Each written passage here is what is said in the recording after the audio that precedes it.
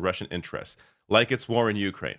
So this is the indictment. I'm going to pull a couple pieces from it, but I'll link to this below as well in case you want to read through it. But I will reference some of the information in there. So Eric Tola here tweeting out, the indictment specifies that two of the people who work for this Tennessee company were deceived, meaning they didn't know that the Russian government was running an influence op. Dave Rubin. So it's speculated here in terms of who commentator 1 and commentator 2 are. So commentator 1 and 2, who respectively have over 2.4 million and 1.3 million YouTube subscribers. So it appears that commentator 2 is Tim Pool and commentator 1 is Dave Rubin, though apparently it may also be Benny Johnson, who also has around 2.4. So it's not clear which one is commentator 1. I tend to believe it's Dave Rubin, because he has more of a reach, at least from what I have witnessed over the past several years, than Benny Johnson does. And I also think it's him because we're going to get to one of the correspondence between Dave Rubin and this company when Dave Rubin was questioning where this money was coming from, but not in a way that you would think.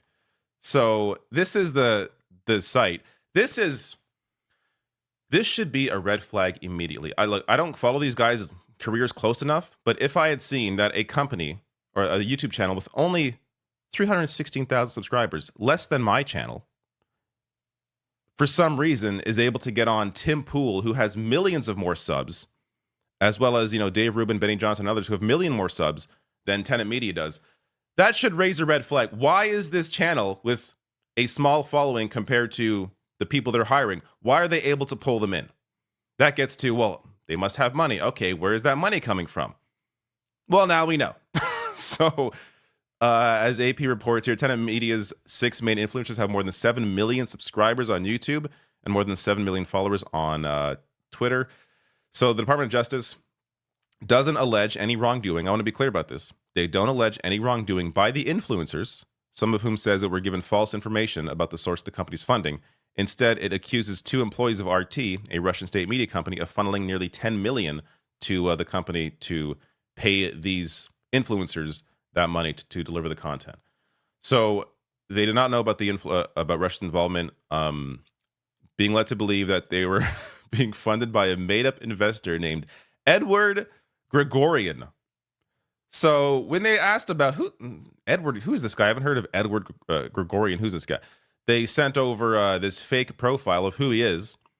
He's an experienced finance professional and investor, deeply engaged in business and philanthropy, leveraging skills and resources to drive positive impact, supporting a range of organizations worldwide with a dynamic presence, mainly in Brussels and London, engaging in personal and professional pursuits in each location with a focus on poverty alleviation, championing free speech, and advocating for social justice causes. I pause there because commentator 1, who appears to be Dave Rubin, might be Benny Johnson, but I think it's Dave Rubin, apparently had a problem with the profile, specifically the reference to social justice. Not that, hey, why Edward Gregorian, who is this guy? I never heard of this guy. Who are you taught? Like, why have I never heard of this person? And all of a sudden he has all this money to give me. No, that isn't the problem. Where that money's coming from, who cares about that? Social justice? Hey now. He sounds kind of liberal to me. I don't know if I should be taking money from this guy. And so they promised that Founder 1 suggested that commentator 1, Rubin, and Edward could simply speak together to clarify the profile. I am very curious who they spoke to, who Rubin or Benny Johnson spoke to, because there is no Edward Gregorian. But they spoke to somebody pretending to be Edward.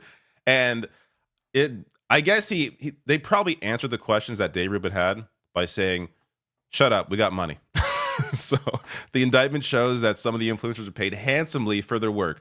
One unidentified influencer's contract included a $400,000 monthly fee, $100,000 a week, and a $100,000 signing bonus. And there's more. Additional performance bonus. So who knows how much money that was. This kind of money is insane. I have been saying this since I started my channel, back in 2015. Take a look. Ask yourself, how is it that these right-wing channels pop up out of nowhere and they have full crews, a real production budget, multiple cameras, a proper set? Meanwhile, I'm sitting here with some game controllers in the background, a fake plant that I bought at Canadian Tire, and some game controllers here. And I've been doing this shit for almost 10 years. Yet how do these freaks have so much money? This is why. Not even just, I want to be clear, not because of Russia, but there is so much money on the right. Be it billionaires, be it Russia. There is a lot of money to pay these freaks to say the shit that they say. Now, I also want to be clear. I don't think Tim Pool was paid to say things. I don't think Dave Rubin was paid to say things. They were simply given the money to help boost this account with things that they were already saying. So the YouTube account. So that they were simply, they wanted to, sure, send certain messages out there, and they were apparently, like, there was things that were that they were suggested to look at or cover. And some of the, especially some of the other, like, there's 3 other people who are lesser known. I guess they're in this picture here. That were more willing to take the money to say whatever they were told to say. But they're paid. People like Tim Pool, Dave Rubin are paid because they are already doing the bidding of what Russia wants done in terms of propping up the right and criticizing the money given to Ukraine on a consistent basis, which I think it's fair just generally to argue, hey, how much money is fair? Should there be more of a focus on diplomacy as opposed to just giving money for weapons? That's a fair discussion. But when it becomes a part of a larger discussion about propping up figures like Donald Trump, then you are working in the favor of the people that are paying you, even if they aren't doing it in a way that is, paying you to say, I'm paying you to say this. They're not, I don't think they're doing that. But it is, the connection there is clear. These people are simply doing what this company already wanted done.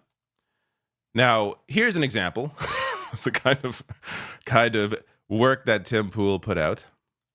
But I don't know that it matters anymore. This is psychotic. Ukraine is the enemy of this country.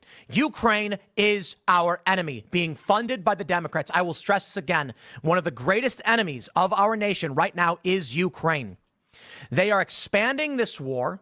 Now, don't get me wrong. I know you've got criminal elements of the U.S. government pushing them and guiding them and telling them what to do. Ukraine is now accused, a German warrant issued for blowing up the Nord Stream pipeline,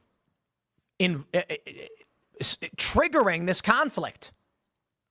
Ukraine is the greatest threat to this nation and to the world. We should rescind all funding and financing, pull out all military support, and we should apologize to Russia. And they know it. And we should apologize to Russia. After they launched an offensive into Ukraine, we should apologize to them. So again, it's not like Tim Pool was given a script. Hey, read this script. That's not what he's doing here. But there are definitely influences, suggestions that are made. Hey, did you see this story? Did you cover this? Did you think about this? That work on the minds of these people regardless. But again, a lot of this stuff they'd be saying anyway, because this is the pipeline that they are in. This is the incredibly lucrative pipeline that they are in, and why they continue to be in it, because it is incredibly lucrative. Again, Tim Pool has a mansion. He has like an underground skate park. He has a whole crew, this big set, all these microphones. He flies guests in. Who has that money on the left? Even TYT, who's been doing this for like 20 years, they built up to finally have, a proper studio. But you can see the progression that channel made over, a couple decades. There's no one else. Like Hassan, makes money, but he's one guy who is really good at what he does on Twitch and happens to have, a massive following. Not happens to have, he earned that following. But again, we're talking 2 people that have some